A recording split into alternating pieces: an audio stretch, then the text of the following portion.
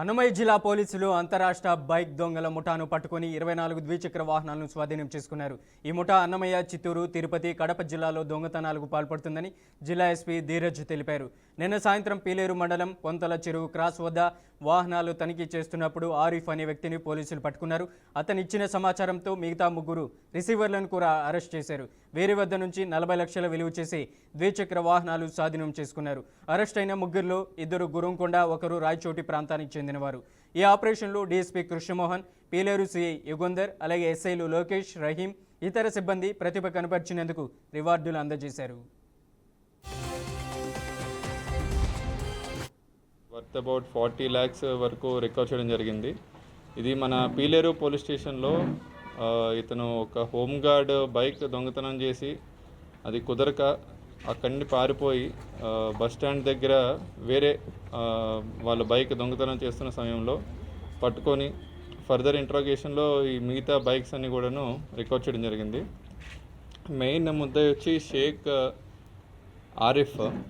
ఈయన సౌదీ వెళ్ళి అక్కడ యూట్యూబ్లో బైక్స్ ఎలా దొంగతనం చేయాలి అనేది నేర్చుకొని ఈ సైడ్ లాక్ ఈజీగా బ్రేక్ అయ్యే బైక్స్, ఎస్పెషల్లీ ఈ పల్సర్లు కానీ, Splendor, shine and royal Enfield bikes నేర్చుకొని తర్వాత వైర్స్తోని ఎలాగా మన ఇంజిన్ అవన్నీ స్టార్ట్ చేసే విధంగా ట్రైన్ అయ్యి 2024 ఎండింగ్ నుండి కూడాను ఈ సుమారు ఈ 24 బైక్స్ అని కూడా దొంగతనం చేయడం జరిగింది.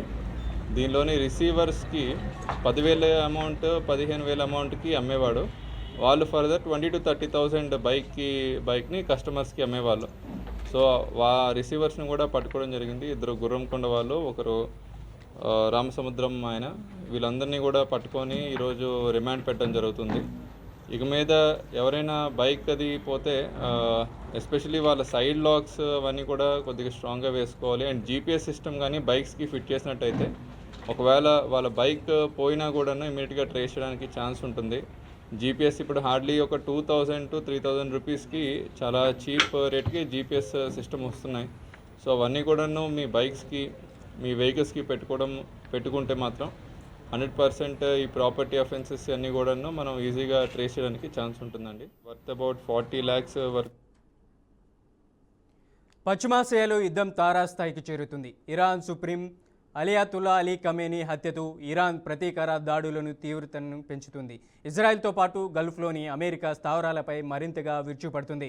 నిన్న రాత్రి సౌదీ అరేబియాలోని రియాద్లో ఉన్న అమెరికా దౌత్య కార్యాలయంపై డ్రోన్ దాడులకు దిగింది. దీంతో భారీగా మంటలంటుకొని కార్యాలయ భవనం దెబ్బతిన్నట్లు సమాచారం. యుఏఈలో పుజైరాలోని చమురు కేంద్రం పైన ఇరాన్ డ్రోన్ దాడికి దిగింది. ఖతార్లో ఉదయలోని అమెరికా వైమానిక స్థావరాన్ని 2 క్షిపణులు తాకాయి.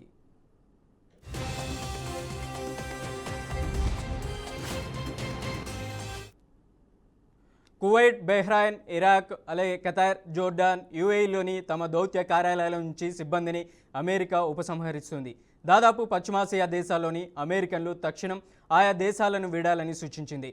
ఇజ్రాయెల్పై హెజ్బొల్లా దాడులు 2వ రోజు కూడా కొనసాగుతున్నాయి. దాంతో ఇజ్రాయెల్ సైనిక దళాలు దక్షిణ లెబాన్లోని ప్రవేశించి భూతల దాడులు చేశాయి. 80కి పైగా సరిహద్దు గ్రామాల ప్రజలు సురక్షిత ప్రాంతాలకు తరలాలని లెబనాన్ సూచించింది. ఇప్పటిదాకా 55 మందికి పైగా మరణించినట్లు లెబనాన్ ప్రకటించింది. మరోవైపు ఇజ్రాయెల్తో బహిరంగ యుద్ధానికి సిద్ధమని హెజ్బొల్లా ప్రకటించింది.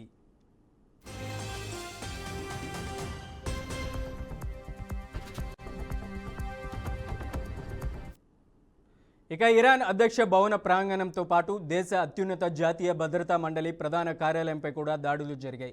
యునెస్కో వారసత్వ కట్టడాల జాబితాలోని చారిత్రాత్మక గోలెస్సాన్ ప్యాలెస్ కూడా దాడుల్లో బాగా దెబ్బతింది.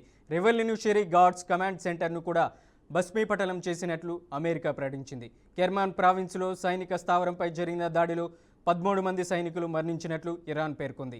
ఇరాన్లో మృతులు 787కు చేరినట్లు స్థానిక రెడ్ క్రాస్ సొసైటీ ప్రకటించింది. కువైట్పై ఆదివారం నాటి ఇరాన్ దాడిలో గాయపడ్డ మరో 2 అమెరికా సైనికులు నిన్న మరణించారు. దాంతో ఇప్పటిదాకా మరణించిన అమెరికా సైనికుల సంఖ్య 6కి చేరుకుంది.